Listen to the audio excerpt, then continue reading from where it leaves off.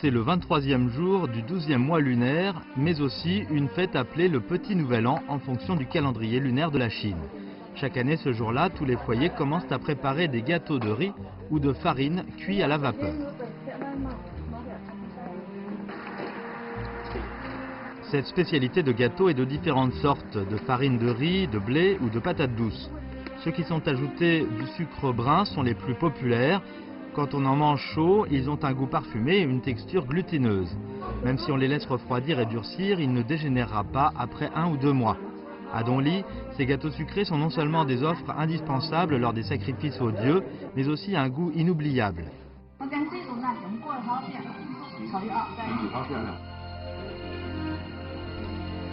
Dans l'histoire, la région de Chaoshan, où se trouve le bourg de Dongli, comptait une grande population mais des terres limitées. Même dans les années d'abondance, des vivres ne satisfaisaient pas le besoin d'une demi-année. Pour survivre, les habitants d'ici étaient obligés de traverser l'océan pour gagner la vie à l'étranger. Ils se regroupaient au port Jianlin du bourg de Dongli et partaient d'ici en bateau à proue rouge. Ils apaisaient leur faim par des gâteaux sucrés et du takuwan.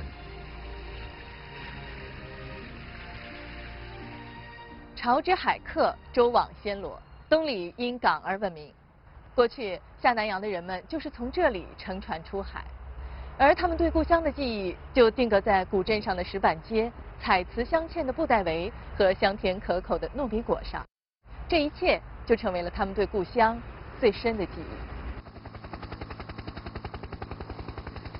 忆。 L'ancien port Jianlin, situé au bourg de Dongli, était autrefois la porte maritime de la dynastie Qing. Sous le règne de l'empereur Kangxi, la politique d'interdiction en mer du gouvernement des Qing s'est assouplie, donc les habitants de Dongli ont commencé à construire des navires pour aller faire du commerce en Asie du Sud-Est. Depuis le milieu de la dynastie des Qing jusqu'à la République de Chine, des millions d'habitants de Chaoshan sont ainsi partis d'ici en mer.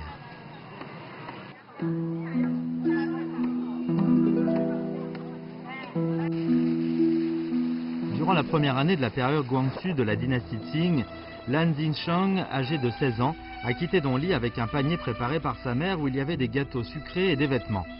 Après plus d'1 mois de voyage en navire, il est finalement arrivé à Singapour. À ce moment-là, Lan était mince et petite, juste comme un enfant de 12 ans. Il a couru pendant plus d'un demi-mois pour trouver du boulot, mais personne ne voulait l'engager.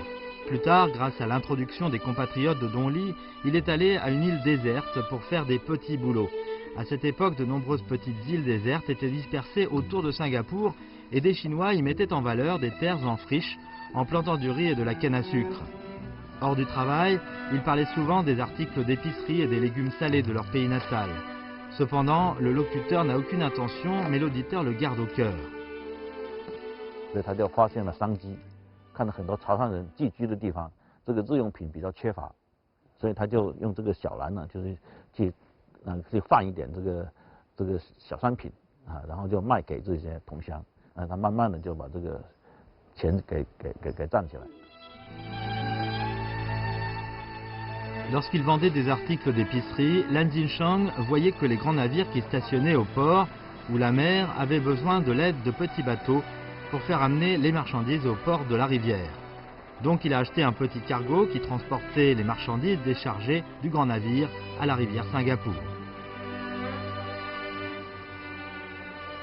Grâce à l'intelligence et au courage de la population de Dongli, ses affaires marchaient de mieux en mieux. Il a investi dans les télécommunications, les matériaux de construction, la construction navale, le transport maritime et l'immobilier à Singapour. Il a également acheté un terrain pour construire un centre commercial. Tout ce qu'il a fait a grandement contribué au développement économique de Singapour à cette époque. Maintenant, il reste toujours une rue commerçante à Singapour appelée rue Xinsheng, pour commémorer ce pionnier qui est venu de la Chine.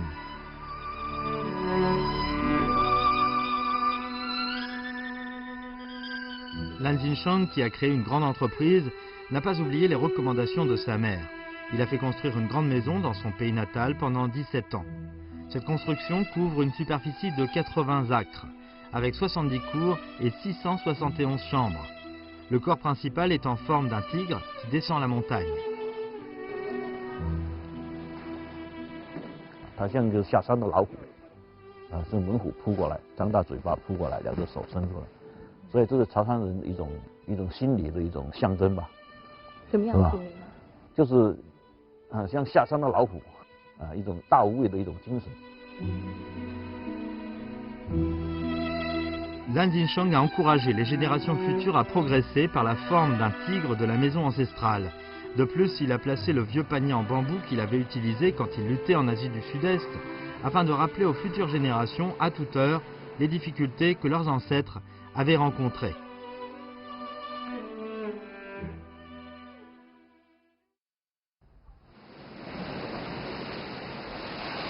La première année des périodes de l'empereur Yongzheng des Qing, pour faciliter la gestion et la perception de l'impôt, le gouvernement a demandé aux provinces littorales de peindre les bateaux en différentes couleurs.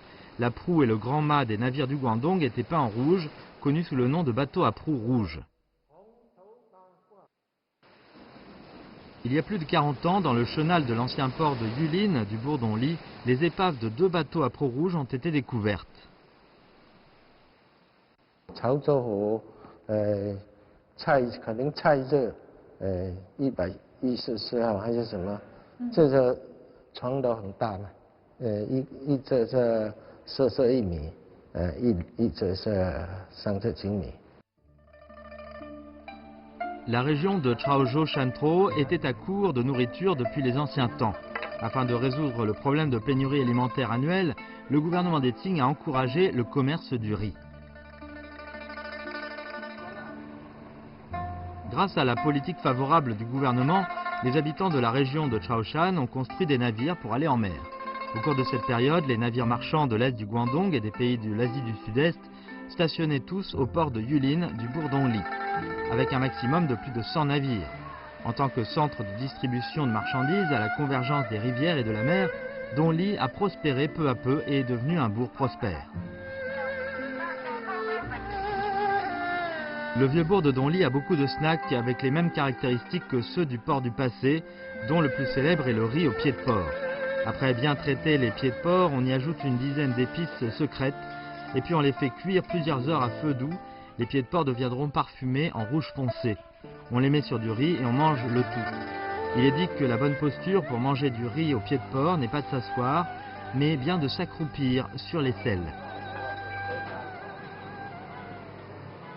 我们东里的猪酒饭就是跟这红头船关系很大，因为红头船的船工啊，来每天这个工作很难吧，来这里吃很方便，一般都是3碗，第2碗都是蒸的，第3碗就是站起来了。 Le riz aux pieds de porc était bon marché et avait une bonne saveur. Alors il était favori parmi les bateliers. On mangeait du riz aux pieds de porc et on prenait des bateaux à proue rouge. Les habitants de Dongli luttaient ainsi dans la mer de génération en génération dans l'espoir de mener bien la vie. 其实到清朝的时候，中国人从四面八方去闯荡、去谋生，像东北的这个闯关东，西北的走西口。那我们这边呢，就下南洋，其实是一种靠山吃山、靠海吃海的一种自然地理形成的一种特质。海比走陆地又有更加智慧、更加勇敢的精神，才能够成功。 Les risques étaient imprévisibles au cours de la navigation en direction de l'Asie du Sud-Est. En cas de mauvais temps, la tragédie des naufrages se produisait souvent. Afin de prier pour la paix, les habitants de Dongli ont construit 5 temples Mazu et un temple du dieu du vent au bourg. Avant de partir, les gens venaient ici offrir un sacrifice sincère. On pouvait alors partir sans crainte de la tempête afin de gagner sa vie à l'étranger, en toute sécurité.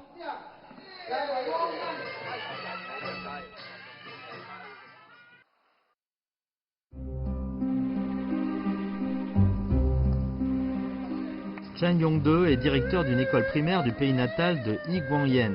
Pendant beaucoup d'années, il parle souvent aux étudiants de la vie de ce chef des Chinois d'outre-mer.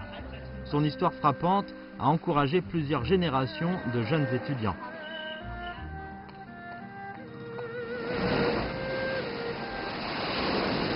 En 1896, Yiguangyan, âgé de 17 ans, a quitté son pays natal pour aller tout seul au Vietnam.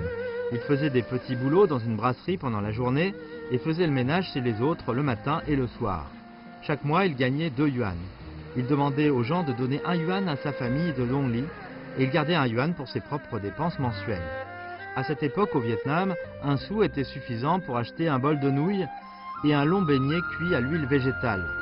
Afin d'économiser de l'argent, Yi Guanyen a discuté avec le vendeur pour manger un bol de nouilles sans beignet en dépensant 1 sou et manger un autre bol de bouillie le lendemain. La vie difficile a duré 6 ans jusqu'à ce qu'une opportunité se présente. Yi Guanyen a alors trouvé un emploi dans un entrepôt à Bangkok. 老板很重用他，让他去曝光啊，让他去管理这些生意上的业务啊，所以他就在这个段时间积累了好多的经商的技巧和经商的经验。 Quelques années plus tard, Yi Guanyen a dépensé les 300 bahts qu'il avait économisés comme capital pour acheter un vieux cargo et louer 2 petits bateaux de chantier naval. Il a commencé ainsi le transport nautique. À cette époque, la Thaïlande était en train de passer de l'économie agricole traditionnelle à l'économie de marché. Grâce à sa diligence et sa vision commerciale, son commerce s'est rapidement développé à Bangkok. Dans les années 30 du dernier siècle, il est devenu un grand commerçant des Chinois d'outre-mer, bien connu dans toute la Thaïlande.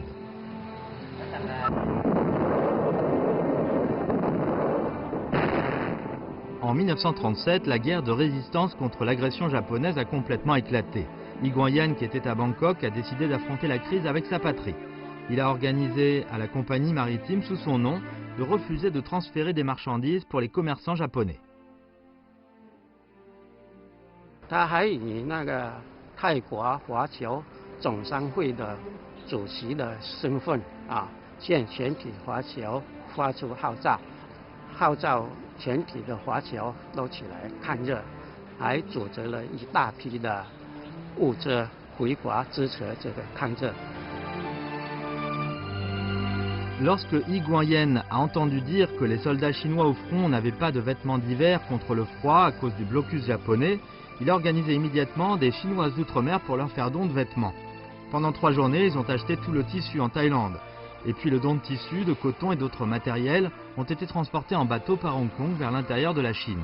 Contre toute attente, les bombardements sauvages japonais avaient tellement dévasté la côte du Guangdong que l'envoi de l'aide matérielle a connu des risques incessants.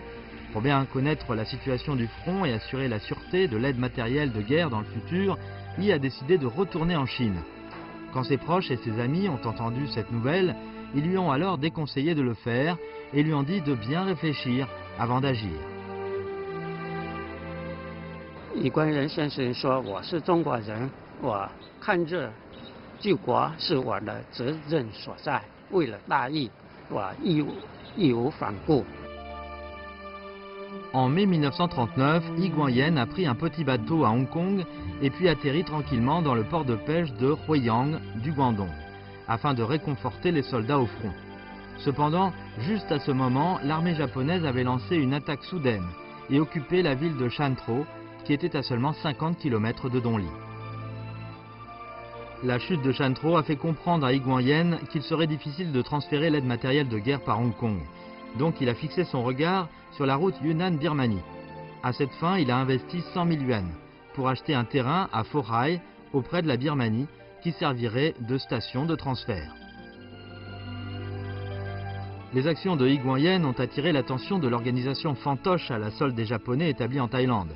Cette dernière a renvoyé des gens chez Yi Guanyen pour le séduire par intérêt, en lui disant que s'il arrêtait ses actions contre les Japonais et coopérait avec eux, il pourrait en profiter de positions élevées et d'une grande richesse. Cependant, Yi Guanyen a sévèrement refusé. Il a dit tellement « Je me fais que rendre la justice dans toute ma vie. Je ne prends pas bien mal acquis. » Les agents spéciaux ne sont pas arrivés à séduire par intérêt, alors ils l'ont menacé. Mais Yi n'a pas changé d'attitude. Le 21 novembre 1939, à l'entrée d'un théâtre à Bangkok, les agents spéciaux ont porté un coup fatal à Yi Guanyen. 刚要上汽车的时候，那个热伪的特务就对他下手了，朝着他的车开了片片，开了4枪，中了4个子弹。 Yi Guanyen s'est sacrifié héroïquement pour la patrie, ce qui a inspiré aux Chinois d'outre-mer en Thaïlande l'enthousiasme de résister contre les agresseurs japonais. Ils ont tenu une grande cérémonie pour rendre hommage à la mémoire de Yi Guanyen. On a fait construire le mémorial de Yi Guanyen à Bangkok. Ses compatriotes ont fait construire un pavillon de mémoire dans le mont Sangpu à Dongli. Devant le pavillon se dresse encore aujourd'hui une statue de marbre blanc dédiée à ce martyr. Pendant la guerre anti-japonaise, un grand nombre de Chinois d'outre-mer d'origine de Dongli, tels que Yi Guanyen, Yi Meiho, Chen Wantrong et Qiu Shungui, se sont portés en avant afin de sauver la patrie en danger. Pendant des siècles, des générations survivantes de la population de Dongli n'hésitaient jamais devant le danger. Ils bravaient vents et marées afin d'aller gagner leur vie en Asie du Sud-Est. Ils ont lutté non seulement pour l'avenir de la famille et de la nation, mais aussi contribué au développement économique des pays hôtes. Bien sûr, cela a également conduit au développement et la prospérité du bourg de Dongli. Aujourd'hui, les habitants de Dongli ont toujours ce courage. Ils avancent courageusement avec le développement de l'époque en écrivant des histoires émouvantes, les unes après les autres.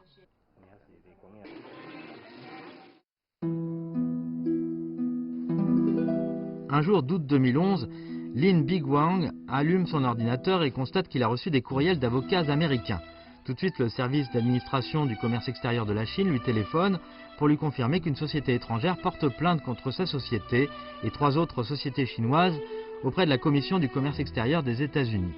Il est demandé d'interdire à ces 4 sociétés chinoises d'entrer sur le marché américain en raison de leurs atteintes portées aux droits de propriété intellectuelle. L'affaire est appelée enquête en vertu de l'article 337. Comme s'il avait été frappé par une barre, Lin Biguang a été complètement stupéfié. Depuis, Lin est passé au domaine de production de matériel d'éclairage il y a une dizaine d'années. Le groupe de recherche scientifique de Lin a obtenu bien des brevets et leurs produits sont entrés sur les marchés européens et nord-américains. L'accusation était une fable. 我们确实是没有抄袭对方，也不是侵权的，所以我们就觉得说，这样子太欺负人了。就你没有抄袭他，但是他为了这样的一个市场的份额，然后呢，他就强硬的来压你说，你抄袭了他。 À cette époque, Lin Biguang et son épouse Zhang Zizhuang ont consulté les affaires précédentes des enquêtes en vertu de l'article 337. Les résultats les a choqués. La Commission du commerce international des États-Unis font des enquêtes en vertu de cet article de la loi tarifaire de 1930. Cette loi avait comme but initial d'interdire la concurrence déloyale ou les pratiques commerciales déloyales, mais en effet, elles est clairement détournée à des fins de protectionnisme commercial. Ces dernières années, la Chine est devenue la plus grande victime à cause des enquêtes en vertu de l'article 337. Face aux dépenses chères, de nombreuses entreprises chinoises qui ne connaissent pas bien la loi américaine ont été obligées d'abandonner le marché des États-Unis. 输的比例高，当时从参数上来讲的话是输的比例，中国企业输的比例是非常非常高的。中国企业也没经验，不止没钱也没经验。 À cette époque, il y avait également des controverses dans l'entreprise de Lin Biguang. Certaines personnes estimaient que les dépenses étaient trop élevées et que la possibilité de perdre l'affaire était extrêmement grande. Donc on lui a proposé d'abandonner. Cependant, il a décidé de se défendre. 还是要去拼一拼啦，因为没有这样一拼的话就不可能赢的，所以还是要去冒风险。 Toutefois, au moment clé où le tribunal a demandé l'accusé de remettre les matériaux de défense, le cabinet de l'avocat à qui Lin Biguang avait confié le procès était incapable d'atteindre les exigences en raison du manque d'expérience. Et la charge de la preuve est revenue à Lin lui-même. 会的英语只是能够用一些日常的交流啊，一些生意的往来，这个是没问题的。但是呢，你又涉及到法律的层面，那个真的是完全不一样。而且他一过来给你的话呢，就是一叠。 他不是给你1张2张，他给你一过来的话呢，就是这个资料一过来就一叠。 Face à la procédure légale compliquée des États-Unis, aux préjugés évidents et aux frais élevés de procédures imprévues, Zhang Zizhuang a eu l'idée d'abandonner à plusieurs reprises. Mais Lin Biguang l'a encouragé depuis toujours à insister jusqu'à la fin. Lin Biguang et les commerçants américains ont enfin pu se réconcilier hors du tribunal. C'est pour la première fois que l'industrie chinoise de l'éclairage a gagné dans les enquêtes en vertu de l'article 337. 这三岸期的案子的话，一般和解是结果是算是最好的。如果是有一边赢一边输，这是不是很好的结局？和解是比较好的，就是顾及到双方的利益。Lin Biguang a remporté le marché pour sa propre entreprise avec ses efforts courageux. Il a aussi donné un bon exemple courageux dans son domaine.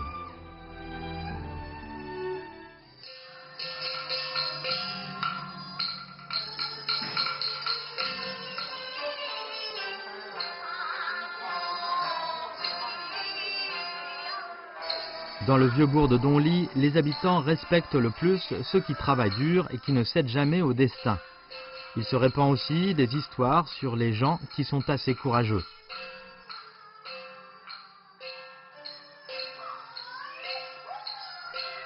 La personne qui est en train de guider les répétitions s'appelle Wu Yihan. Il y a quelques années, cet homme d'âge moyen ordinaire a accompli une chose qui était impossible aux yeux des habitants de Donly. Il n'a pas fait beaucoup d'études, mais il a réussi à monter en scène une grande pièce de l'opéra historique de Chaozhou au cours de 5 ans. Wu Yihan est né à Donly. Quand il était petit, il écoutait souvent les histoires des habitants de Donly qui sont descendus en Asie du Sud-Est pour gagner leur vie. Quand il a grandi, il est tombé amoureux de l'opéra de Chaozhou. Alors, il voulait monter des histoires de bateaux à proue rouge sur scène. De façon imprévue, lorsqu'il a parlé de cette idée avec des scénaristes professionnels, ils lui ont administré une douche froide. 刚开始呢，好多说了，哎呀，这个很难的。第一个老师说不行，第二个老师说不行，我找第三个老师，再找了几个老师，最后呢，我跟他说呢，这个戏来排的比较有意思的，能不能来帮想一想？哎。À la fin, un scénariste lui a promis de l'aider. Wu Yihan a été très content. Il a couru partout dans la vie pour chercher des documents avec ce scénariste. Et après 2 ans, il a enfin vu le scénario.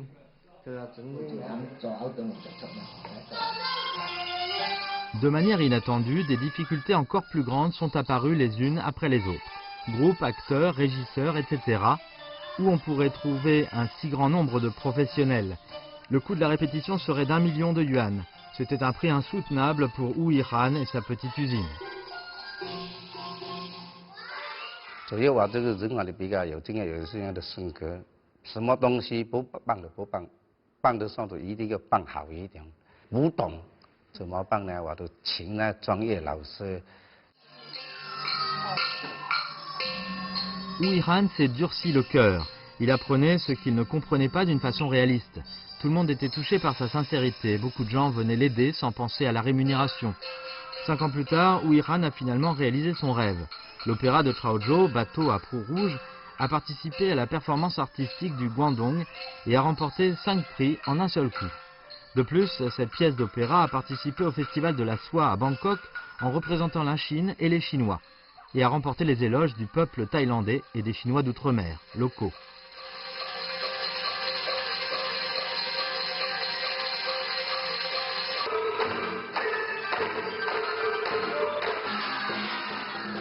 Donly 也好，张陵古港也好，它是哺育了一种既保留了我们中华优秀传统文化的特质，然后又加上了我们海洋文化勇敢开拓方面的优秀特质，再加上我们原来有的这个土著少数民族的那种耐劳刻苦的这种精神，融合起来，就成了我们这种潮人的特质特有的文化特质。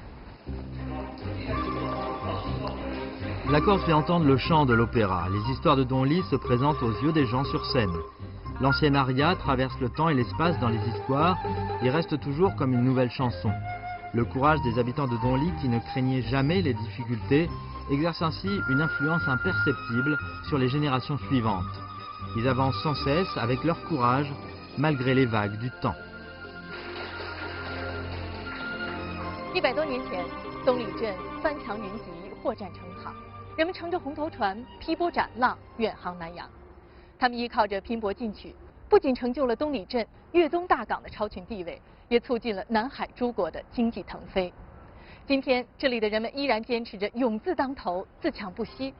无论时代如何变迁，游子身在何方，东里古镇依然是潮汕人永远的故乡。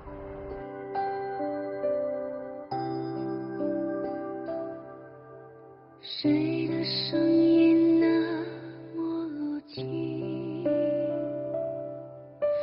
仿佛妈妈的叮咛，晨光唤起黄鹂鸟，晚风吹动下课铃，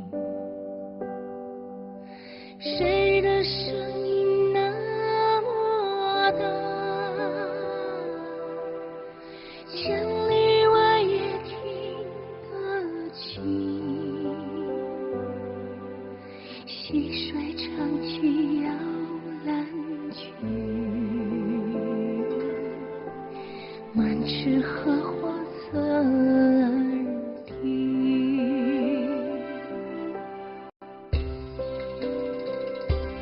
相聚时